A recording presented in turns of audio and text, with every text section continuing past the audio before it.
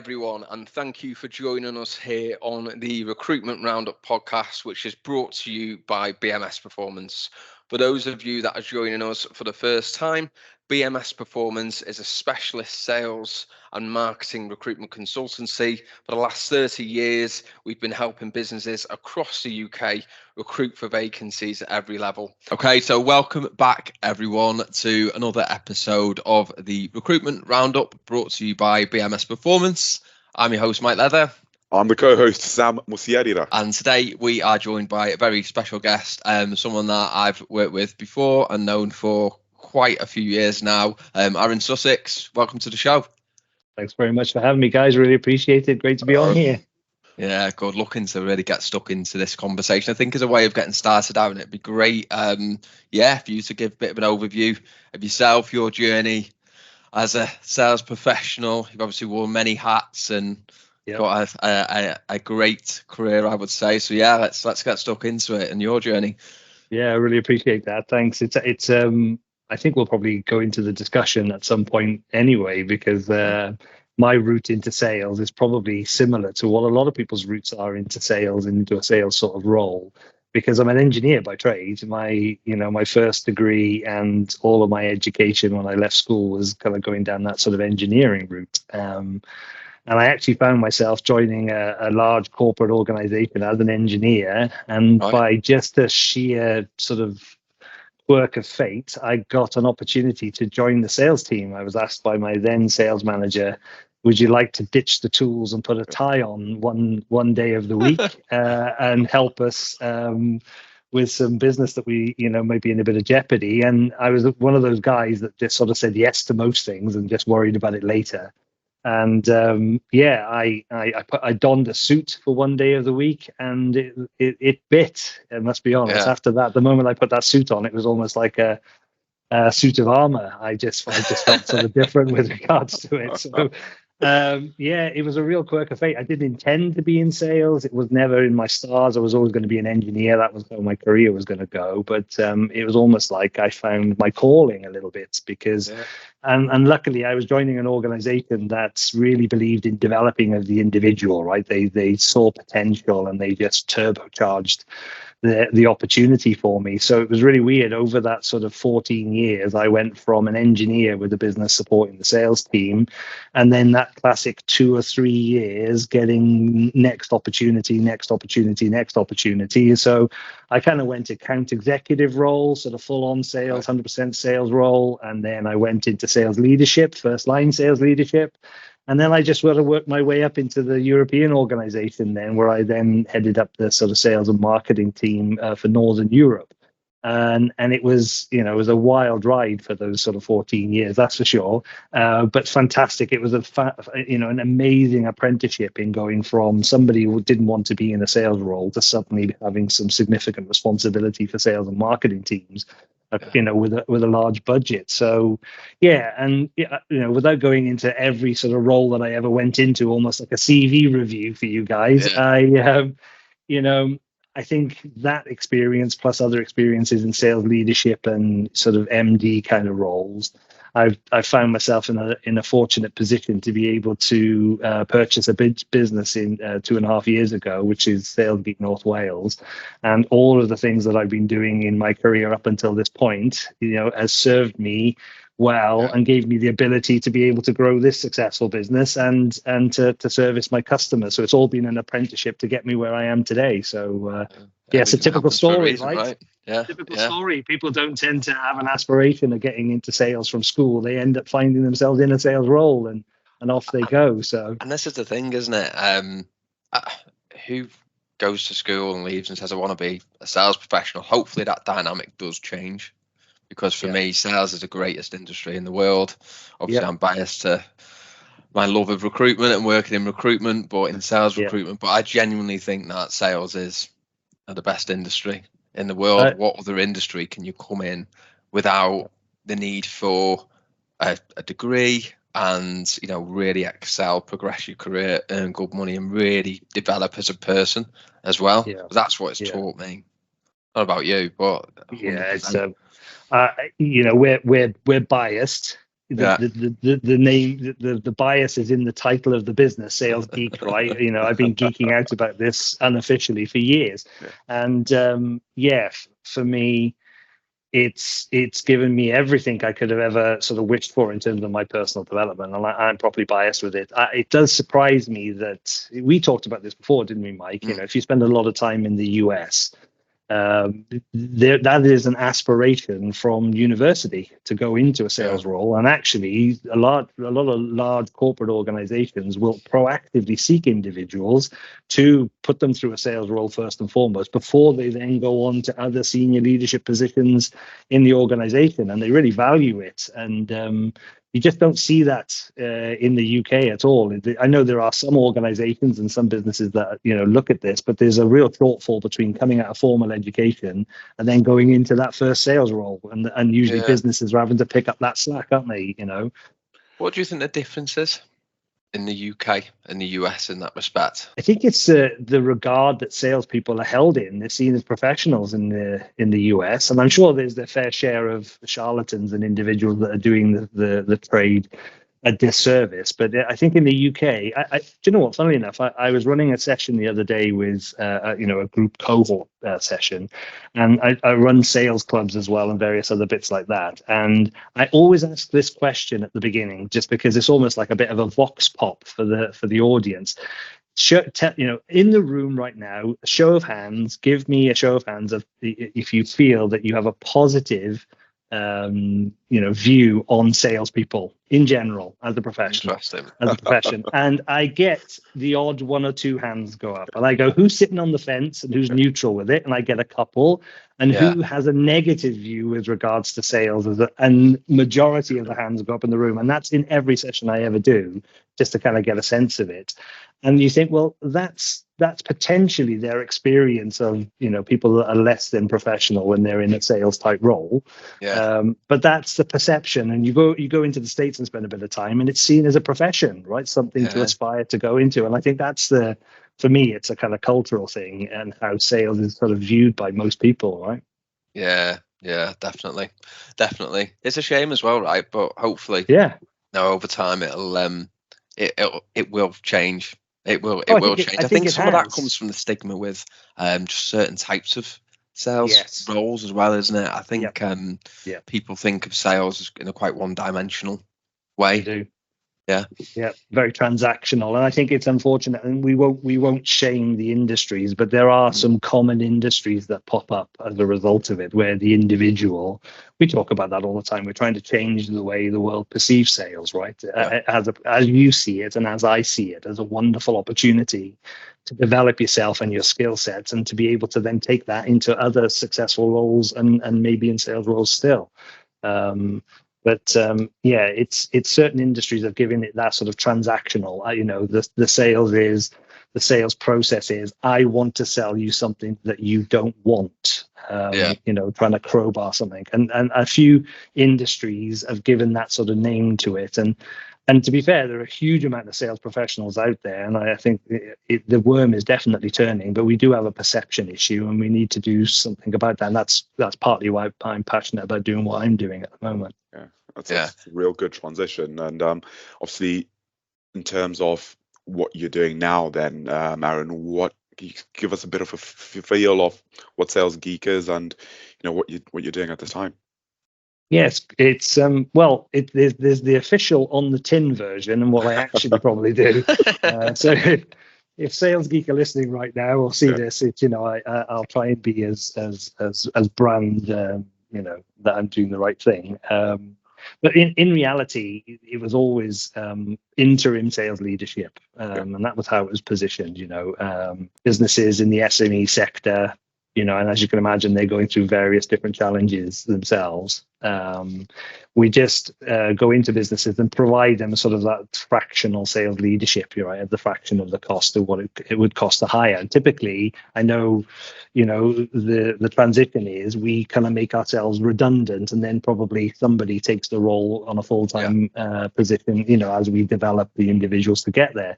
So that's sort of the one aspect of it, and everything that you can imagine sales leadership involves when working with these businesses. And then the other side of it is more sort sort of sales training. So looking at performance of individuals who are currently working in that business and giving them the skill set they require to be able to turbocharge their performance.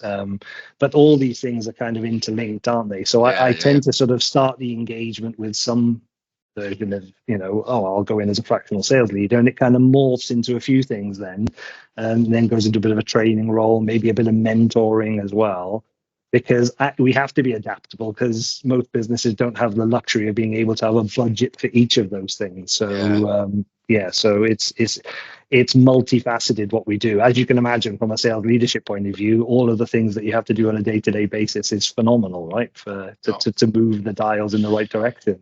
You've got to be a salesperson, a sales leader, strategist, counselor, operational. You just have to be, don't you? What stage of the businesses that you work with, Aaron? What stage are they at in their lifespan?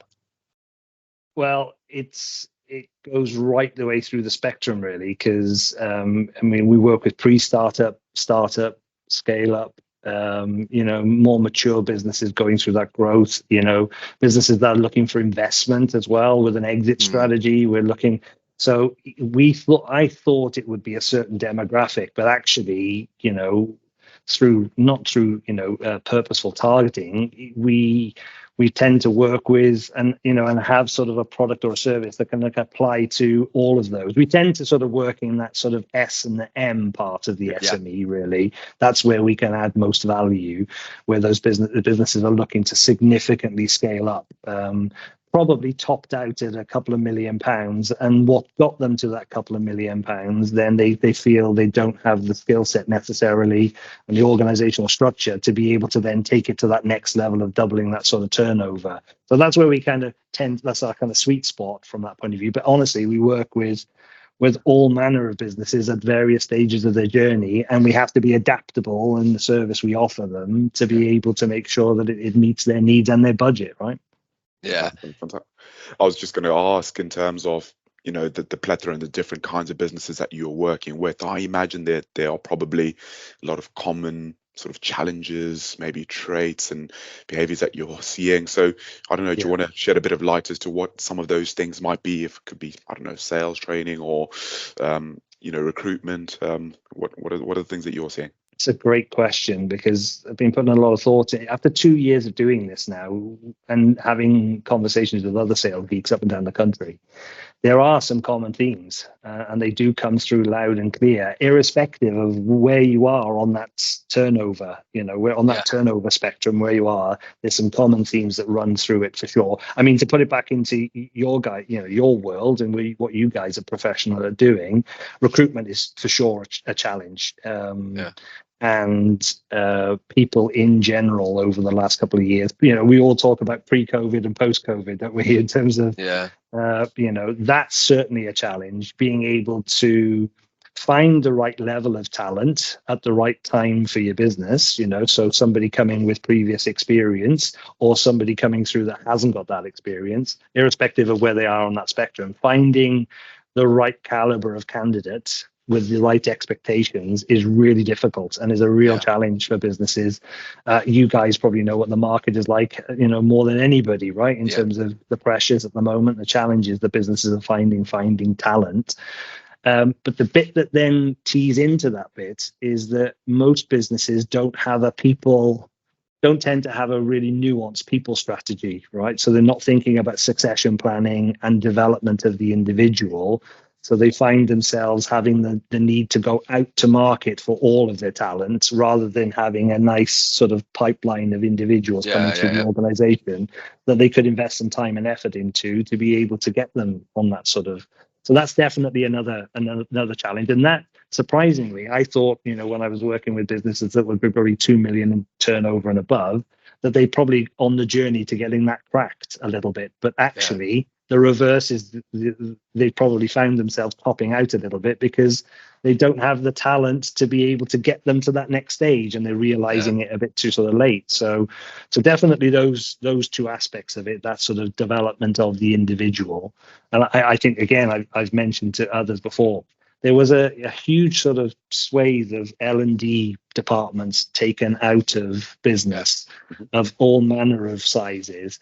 And I get it in the short term. You see it as an element in your business that's not providing you return on investment, but actually it's hurts your business significantly not to have a development structure to be able to ensure that your team and your talent is able to support the growth of the business going forward. So I think that's another theme that's come out of a lot of businesses. And who owns that is a bit sort of ambiguous in terms of who's actually leading that. Yeah, why do you think that is? Because if I think about candidates that we meet with, and it's always going to be a common reason for wanting to move on, it is development and feeling like they're working towards something, they're getting better at what they do, they're learning their craft better, and as a result being more successful, not just professionally but financially as well. Yeah, I actually don't know what I think there's a P&L conversation. I think it's looked at. I mean, I find it as a common objection to sales training, right? Is that we're talking about investing in your people and turning skill sets around to underpin the growth and performance of your business, which is what your aspiration is, and connecting those dots should, in my eyes, obviously because I'm biased, I say it's relatively simple to be able to see Makes that. sense, yeah. But for business owners, I think they're looking at it sort of just purely cost benefit, and that's X thousands pounds that I might not be allocating in my budget this year because I don't see the importance of developing my team necessarily to be able to get the business where it needs to go to. So and macro situations in the economy in general, right? When everything's kind of being compressed a little bit and everybody's looking a little bit to make some efficiencies in their business. So the first thing that goes is marketing. The second thing that goes is the sales training budget. And, it's a hunker down mentality. So I think that could have an effect on it for sure. Yeah, for sure and for certain. I think you've got such a unique perspective, Aaron, because you're working with businesses across a multitude of business sectors. Yeah. It's synergetic to what we do, because I think that's one of the better things that I've always found interesting working in recruitment, because you can be talking to one company that sells this, another company that sells that, and for a lot of business leaders and sales leaders, they can be quite insular because they don't talk to that many other businesses. So being able to have a conversation with someone and finding out what else is going on and why it's happening there and what these companies are doing differently. It's a form of an outlet for them. So I think you've got a really unique perspective in that. But if you think about the companies that you're working with that have got that people strategy nailed or are working towards having it nailed, what are some of the things that they've incorporated or you've helped to incorporate into that is getting them from where they've been to where they want to be? Yeah, it's that sort of classic 4P sort of stuff, isn't it, for us? You're looking at the people review and the process and various other, the product and various other stuff. And I think I go back to my sort of initial introduction, right? I was ridiculously fortunate. It was pure luck that I joined an organization that fundamentally believed that development of the individual is going to underpin the success of the business. And actually, I can remember my old sort of sales leader mentor very early on in my first line sales management career asking me a question. And he said, Aaron, what's your primary responsibility as a sales leader? And being new into that role, you thought this is a trick question, right? I'm going to say, really, it's sales, right? It's growing revenue is my primary goal here, because that's my end goal, right? To put that 10% on. And he sort of cut me to the quick as I said that, and I said it with energy and vigor. It's sales, and he said, no, it's your people. Good luck with any revenue growth. Good luck with any strategy. Good luck with anything else. If you're not developing your people and performance managing your people in a positive way, good luck with whatever targets you want to be able to hit. So you've got a mindset shift towards what are you doing to develop the individual, and how are you, raising skill levels and pushing performance, and not pushing performance, encouraging performance, right? Yeah. And so I only knew that environment. So I kind of was a little bit naive when I came out of that business after 14 years, thinking, well, everybody works this way, right? Sounds like that guy was ahead of his time. Yeah. To an extent. Yeah. Yeah, but Americans, right, as well. So, the positive with regards to a large corporate American business, they kind of really understood that at the core of them. So I've not done anything groundbreaking in terms of my existing clients. I've just tried to sort of morph that maybe in a smaller way to begin with, and then scale that up in terms of asking that question first. What are you doing to develop the individual? Tell me about what that process is and how you're going through that. And then everything else will fall into place as a result of it. So it's not groundbreaking, and it might be just iteration for some customers sort of larger sort of turnover. But fundamentally, through all of them, the theme is they'll have performance reviews, they'll have one-to-ones, they'll be looking at KPIs, and they'll be looking at spreadsheets and various other stuff. But they think that's the primary function of how you drive a sales team forward, and it's not. It's there's a huge mindset and skill set piece underpinning all of that to be able to then do that next bit. So for me, it's that sort of gradual introduction of, well, let's look at the individual and let's look at their skill set, their mindset, and let's really assess that and analyze that first, and let's put something proactive in place to be able to help them. And surprisingly, when people get engaged that way, they tend to stay longer in a business, and they tend to not worry about the salary as much as they were, because they feel like the business truly cares about them succeeding, and in return the business then succeeds, right? So that to me is critical, and is everything, because we talk a lot about sales skills, and it's vitally important, right? Being able to understand your sales skill set and break it down and improve that is vital, right? But what underpins all of that is skill set in general, your mindset for sure and for certain. The amount of times I talk about mindset in training, first and foremost, I start everything with mindset, and then everything builds upon that. That's just, it's lacking in some organizations, because it's a performance sport, isn't it? Sales, it fundamentally is a performance sport. It's akin to any other performance-led environment.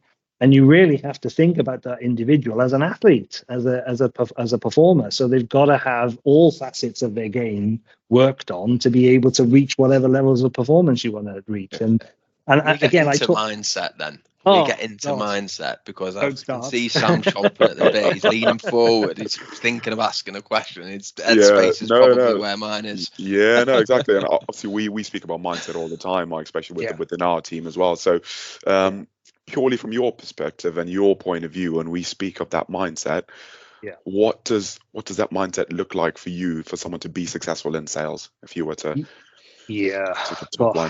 I mean, you could just have a podcast on mindset, right? Because it's so critical, and so underutilized and not often discussed. So, it's that classic thing, right? Growth and fixed mindset, it goes to ultimately, doesn't it? And I know lots of people put lots of words in front of mindsets, but ultimately they're describing a growth or a fixed mindset in some form or another. And when we start any session with people, we talk about the concept of growth and fixed mindset. And we talk about some of the attributes that you can put towards an individual who demonstrates one mindset or the other. And similarly, like I said to you about your perception of salespeople, we sort of ask people, well, do you know of an individual who fits that attributes for a fixed mindset? And do you know an individual who who has those attributes for a growth mindset? And more often than not, most people straight away they don't put their hand up. They kind of look to the left and look to the right, as if to say, but then the education piece, you talk to people about mindset in general, and there's a broader understanding of what that means, but not at the deep level to understand that it starts with that, right? With, if nothing else, if you've got that growth mindset, funnily enough, things start going well in your life. And we talked about this. I might go off topic a little bit. We talked about this the other day. There's been a sort of there's a really great book. I think it's called Coddling of the American Mind. It's called, by Jonathan Haidt. It's a really fantastic book. Coddling of the American Mind. Coddling of the American Mind. Yeah, it's a really great book.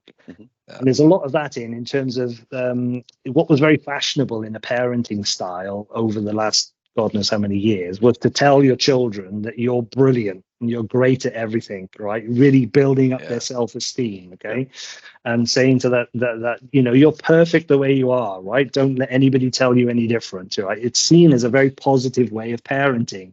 But actually, there's a generation of individuals that are coming through that have been told that, and actually it's developed a fixed mindset because they don't believe they need to. They're not thinking I'm not the finished article. They're thinking I am the finished article, right? There's nothing I can learn and nothing I can do to develop myself further. And the opposite is actually true. And you just see that coming through in a lot of individuals, that it's not negative or positive. It's just they don't know any different with regards to, there's an element that things will come easy to me and I don't have to work at it, and I am the finished article, where the opposite is actually true. And anybody that's ever gone through, and you guys probably hire for it all the time, you're probably looking at mindset and attitude primarily, right? And then the skill set and everything else and all the attributes and experience and knowledge, it comes after that. But if you're coming at it from a point of view that I can't be any better than I am, then you're just going to get left behind very clearly in any organization. So mindset is critical to be able to develop yourself, self-awareness and all that sort of stuff.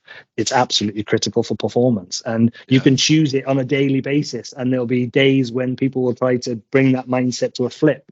So it's hard work to actually be conscious of what your mindset is before you walk into any scenario. So for me, Sam, I don't know if you agree, it's just 100%. Fundamental. It's fundamental. Great answer. Great answer. No, I couldn't agree more. I am curious again to get a bit practical, Aaron. So if you think of the companies and the business leaders that you are working with, how are you sort of helping them coach and develop the mindset piece of their employees overall? Is there anything practical that you're doing that maybe listeners can get a few tips from?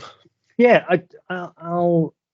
It's a difficult one because particularly if you identify, through you do your analysis and you do your skills gap analysis and you do sort of performance climate and you do some DISC and some other. So those are typically the tools we'll use to go into an organization. Okay. And it gives you sort of quantitative and qualitative data then to be able to form a discussion. Because you need to anchor it onto a discussion, and asking the team and the individuals to feed back on this. It's probably the first time they've ever been asked that question, or they haven't been asked it in a very long time. And if you shortcut it by trying to have a conversation along the lines of, do you believe we all have a fixed or a growth mindset in the team right now? It can be quite challenging, right, to be able to ask that question. But if you underpin it with some analytical tools to be able to start that discussion, usually that leads into the self-awareness type conversation, and then you can have honest discussions with individuals in terms of how they view themselves. And so the foundational level is that things like DISC. I mean, there's all manner of stuff, right? MBTI, DISC. They're all valuable, but the critical bit for that is that gets that person to think about themselves. And that's probably the first time that they've honestly thought, hang on a second, how do I react to certain situations? And how do I react interpersonally with other people? But it's getting them to think about themselves in a positive sense of how do I fit in the world here? To me, that's the starting point for that discussion, because it's a bit of a wow, and you've probably done DISC, guys, and all of that sort of stuff. We ask the question, do you recognize it? So, do go through it. Do you agree with it? And most people go, oh, yeah, it's like looking in a mirror. It's me. And you go, brilliant. Okay. Now we can form every part of our discussion from that you recognize it. And if that's the case, now, how do you react to stress? How do you react to performance related scenarios? And it's, those conversations can unearth whether or not that individual is ever going to be able, because shifting somebody from a fixed into a growth mindset is really difficult, unfortunately, because it's probably years of thinking that way. It's really hard to change that around. But it's the first time that some person that maybe is in a slightly fixed mindset because of the environment they're working in has ever been asked the question, tell me about it, tell me about yourself, and here's some information about yourself, and let's have a conversation about that. It's the start of then how you turn that to and it can go one way or another, right? You can either embed that fixed mindset, and then you've got a decision to make about the individual, or they can move into a growth mindset, and great, that's the first tick in the box. Everything else can be built upon that then. think what you said the word self-awareness, which is where mindset starts, isn't it? It's having the awareness of, are you in a growth mindset, are you on a fixed mindset? And I think we can slip into fixed and growth different times of the day depending on how you're feeling. Have you read the Chimp Paradox by Mike Peters? Steve Peters, sorry. He was he was actually the psychiatrist for Liverpool Football Club, wasn't he, at one point when Brendan Rodgers was the manager? You promised he wouldn't talk about Liverpool. You promised. Slipped it in there. But he's got a new one, Pathway Through the Jungle, which is more practical, and that actually says by the time, I think for men, you are 27 or 28, that your personality is formed. So how you are personality wise, it's fixed, it can't be changed. But one thing that can be changed is behaviors. So how you behave. So these brain pathways and connections, they're ingrained, that you are who you are, but you can still choose to behave and react differently according to the situation. So that's behavior piece is key, isn't it? Which is where the mindset comes in. It's a choice, though, isn't it? And people don't. When you say to somebody, it is a choice. You do choose. I mean, you guys do, done sales training, and you guys are really great from a development perspective. And you think of a training session, you can see people choosing to change their mindset in training live. And both ways, right? Going from a very fixed and what's this all about, and I know it all kind of mentality, to I'm really open with this, and the flip of it as well. And you can see that behavior happening live in front of your face through body language and other cues, which are really important, right, to be able to identify this. So it is something that is by moment, and there's other stuff. And I talked about it being performance-led, how you eat and how you sleep and how you generally sort of look after yourself and inform those things as well. And behaviors is a really critical one as well, because most people aren't aware they're behaving that way. That's that self-awareness piece, isn't it? And look at us talking now. This is supposed to be sales, right, to some degree. And you're going, actually, we're not talking about sales necessarily and sales skill, because we're saying all of this stuff is actually critical to everything else that you build upon as a result of that. And actually, if you could spend a lot of time investing in that first and foremost, then when you want to impart skills and knowledge and get them to a point where they're then, deploying those skills, they're much more open to it and much more open to trying it as well. I've done training sessions where full well that probably 30% of the room are going to go out and just go back to the habits that they were doing the day before. And there'll be a small tranche of people that will actually go, wow, I'm going to implement this and see the difference. And that's it, then they're off. And away you go. So, I agree on the behavior side of stuff for sure.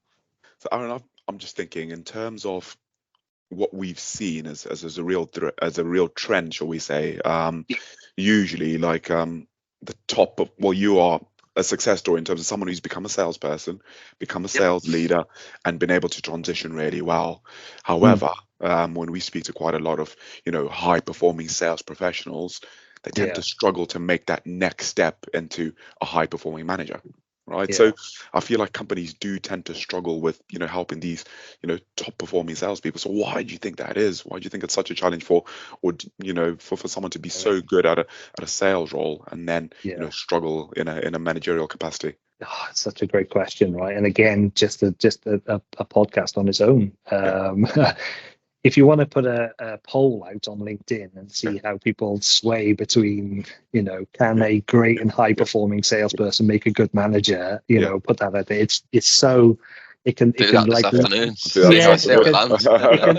the touch paper a little bit with regards to people's opinions on it, because I think depending on your perspective on life and how you see it and what lens, you'll get lots of different answers with regards to this. And actually, I probably sit on the fence a little, because I get a little bit disheartened when I see individuals saying you can't be a high performing salesperson and then also be a high performing sales leader, because that's not true. Let's just say that right now. And that's doing a disservice to the probably thousands of people who've made that transition successfully, right? And go on to do very well. And probably the key factor in a lot of that's happened is that the business, either through themselves and through the work and how they're applying themselves, or through the business that they're part of, they've been able to identify some of the tweaks that you need to have in your skill set to be able to then lead a team versus then doing it yourself. You know, going from that managing self role into managing others is a bit of a transition.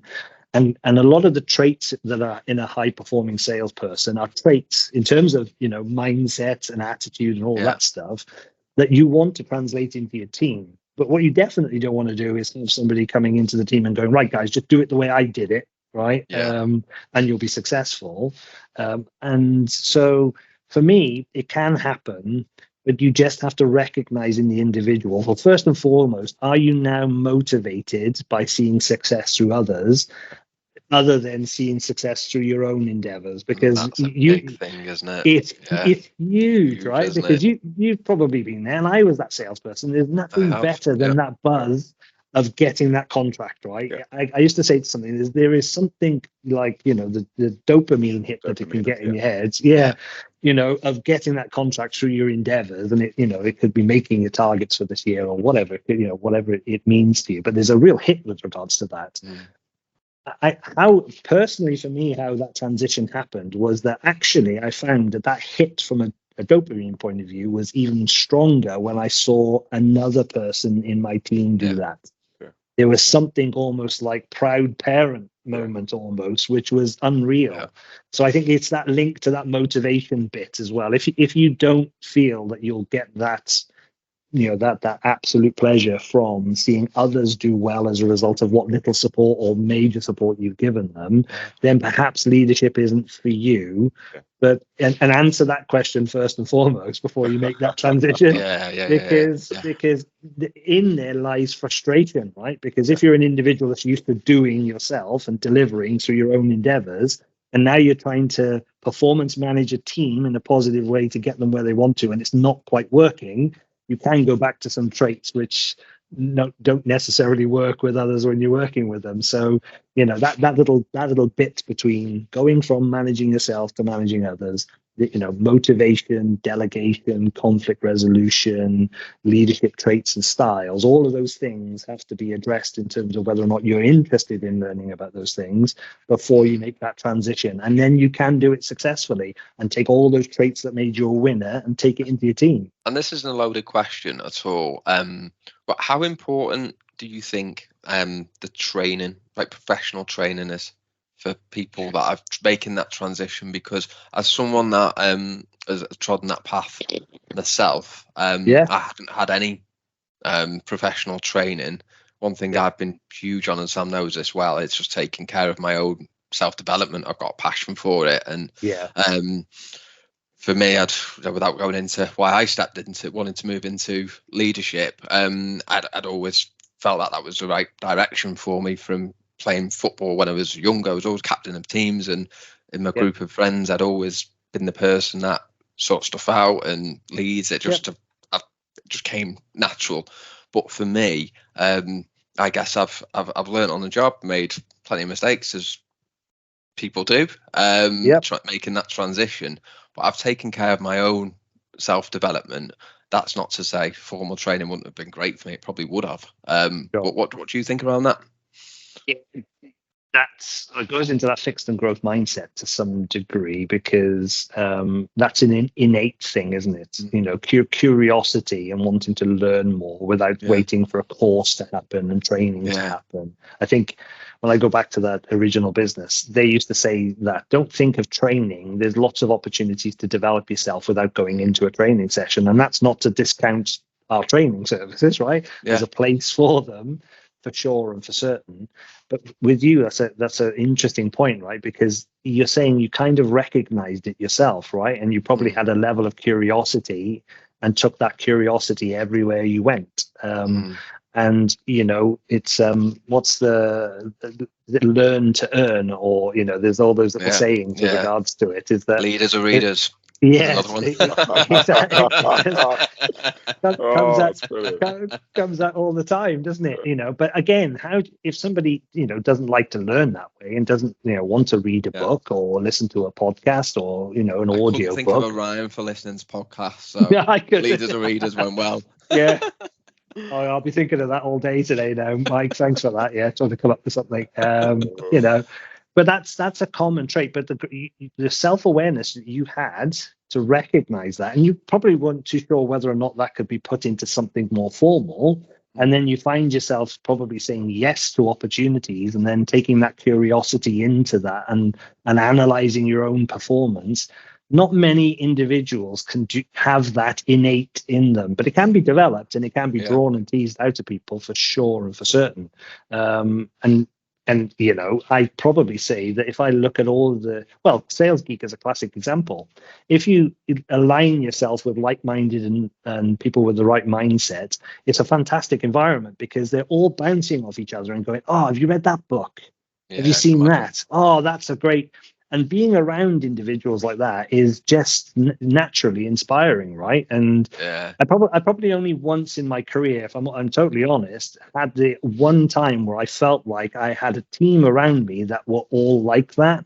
And lo and behold, performance was excellent and where you would expect it to be. So, but going back to it is that self-awareness that you had to go, hang on a second, I know I want to learn about this. I might not have the skill set. Actually, I've made some mistakes along the way, and I've learned from that more importantly.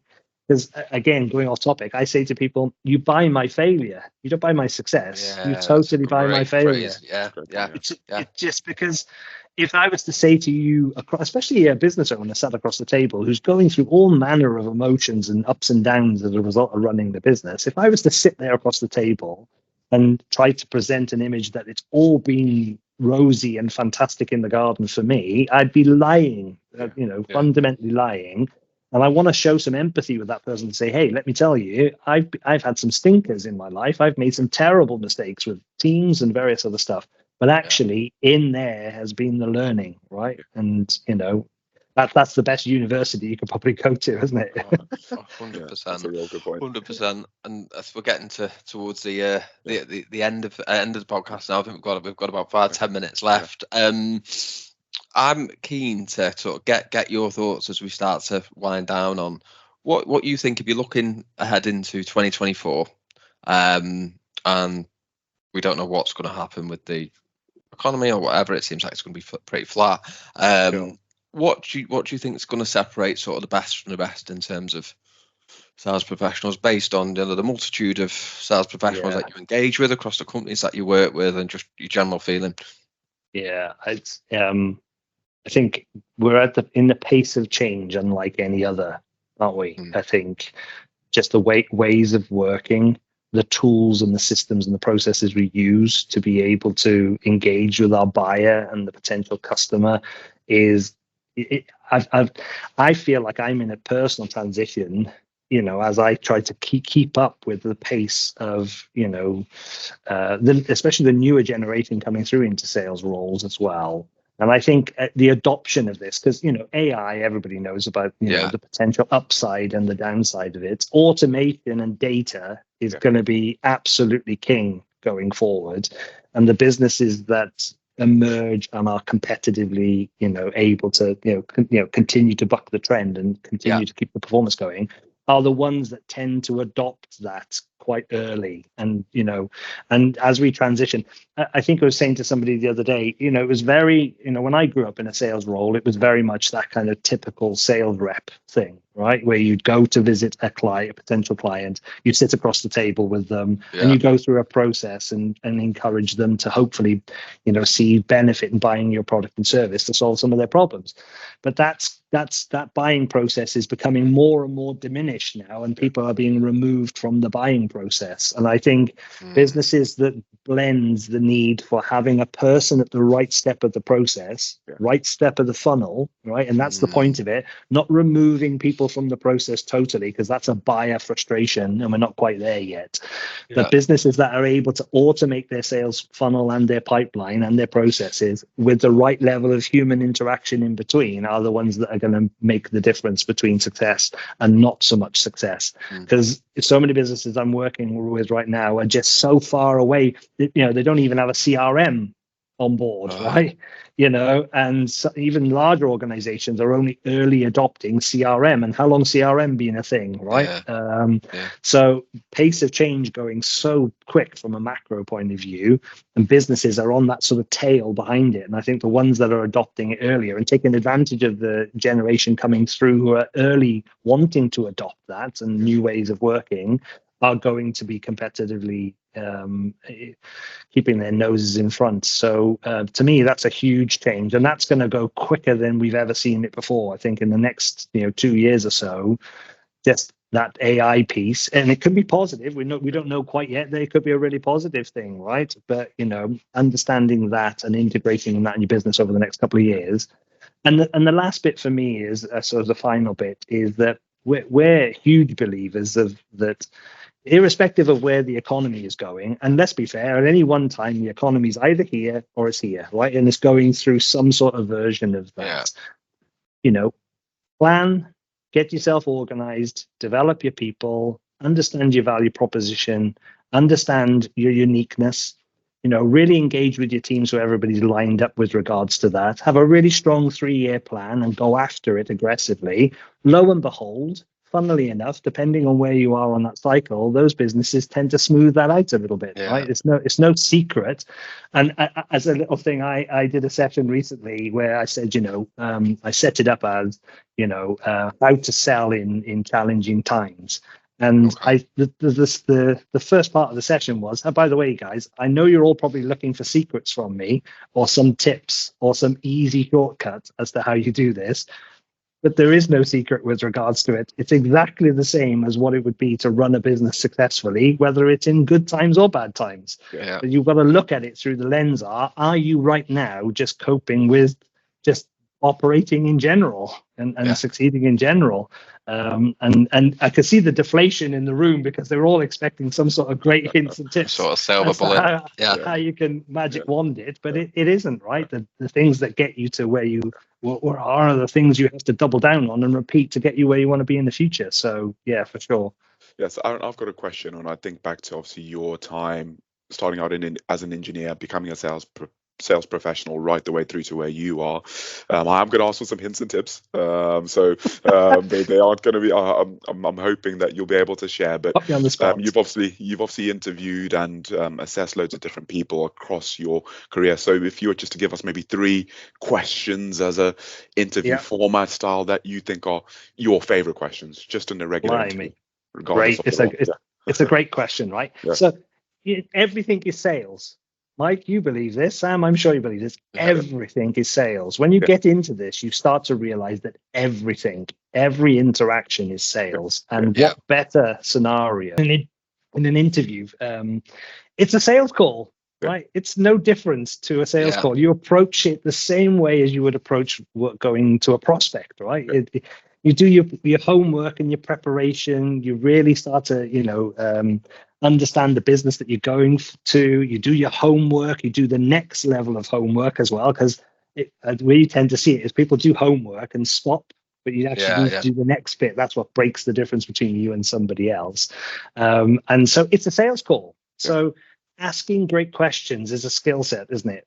Is in a salesperson, we say being able to understand how to ask great questions and when to ask questions is critical. So if you're coming into a job, how I'm gauging the person across the table if I'm interviewing them is if they're asking me great questions, because it's showing something to me that they have got the ability to go into a sales role because they have that skill set down. And in terms of asking particular questions, I know this is going to sound really twee, and you guys are going to probably hate this, right?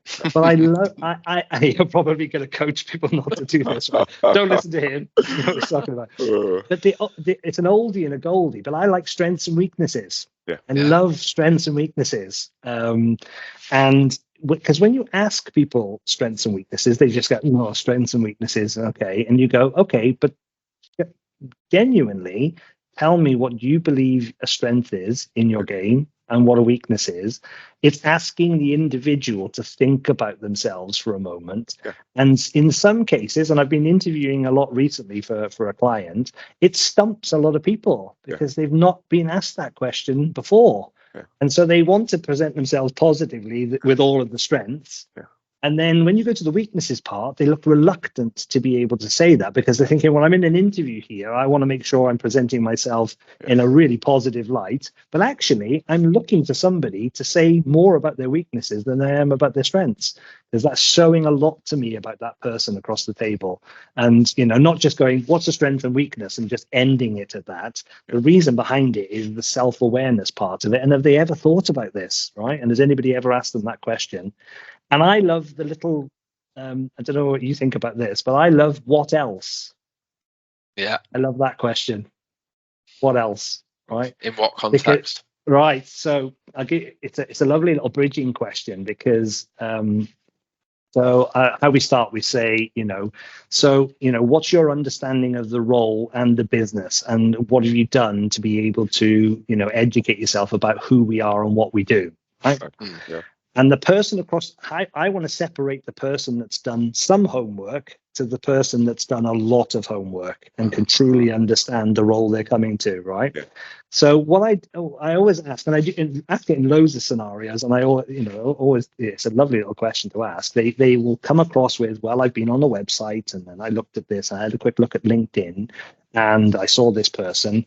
And what they're saying is, I think I've done enough work here. But what I'd love to ask is, what else have you done?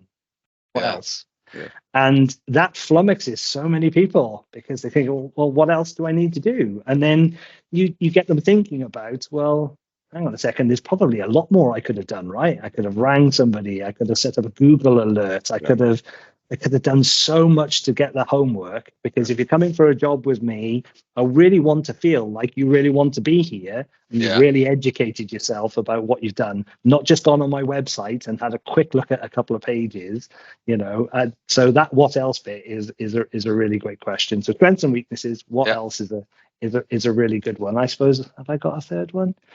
No, for me, it goes into that questioning bit, because if you can hold a conversation with me and you can ask me great questions, you've done your homework and you really you're showing desire for me, I'm just imagining you sitting across from a customer.